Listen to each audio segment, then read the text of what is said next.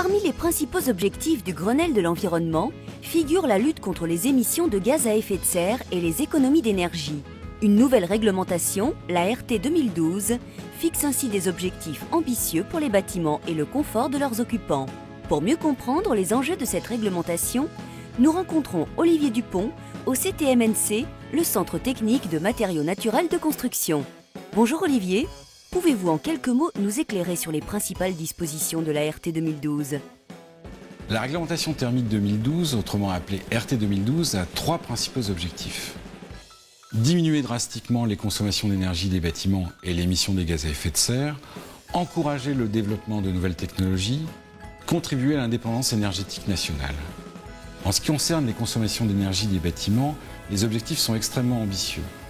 Diviser par 3 les consommations d'énergie de nos habitations. Autrement dit, à compter du 1er janvier 2013, la maison basse consommation devient la norme en termes de construction. Dans ce cadre, quelle solution la maison terre cuite apporte-t-elle ? Pour atteindre ces niveaux de consommation, il faut en premier lieu un bâti bien isolé. La brique joue un rôle important dans ce domaine grâce aux qualités naturelles des argiles et au dessin particulièrement bien étudié des alvéoles qui encapsulent l'air. Elle bénéficie ainsi des qualités isolantes de l'air. De plus, les briques présentent une exceptionnelle inertie. L'inertie est la capacité d'un matériau à capter la chaleur et à la restituer après un déphasage de plusieurs heures. Les briques régulent la température comme un barrage hydraulique régule le débit d'eau quel que soit le niveau de précipitation. Les systèmes de chauffage sont ainsi moins sollicités. Et comment lutter contre les très redoutés ponts thermiques ? Les ponts thermiques sont des parties d'ouvrage moins isolées, comme par exemple aux liaisons entre les murs et les planchers intermédiaires. Dans une construction en maçonnerie ordinaire, il est impératif de placer des rupteurs de ponts thermiques. Cela complique souvent la mise en œuvre et des surcoûts ne sont pas négligeables.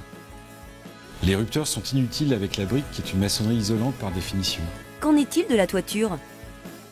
Dans ce domaine, le toit en pente est sans conteste le toit de l'économie d'énergie. À surface habitable équivalente, le toit bipente offre moins de contact avec l'extérieur et diminue donc les déperditions énergétiques. Parfaitement adaptée à ce type de toiture, la tuile en assure la parfaite étanchéité et protège les isolants. Outre les diminutions des déperditions énergétiques, ce type de toit offre un espace de vie plein d'attrait et de charme, des combles aménageables. Olivier, en conclusion ? Leader sur le marché de la construction individuelle depuis 2011, les matériaux terre cuite répondent parfaitement aux exigences de la RT 2012. La maison terre cuite est durable, saine, pérenne par nature. La maison de demain.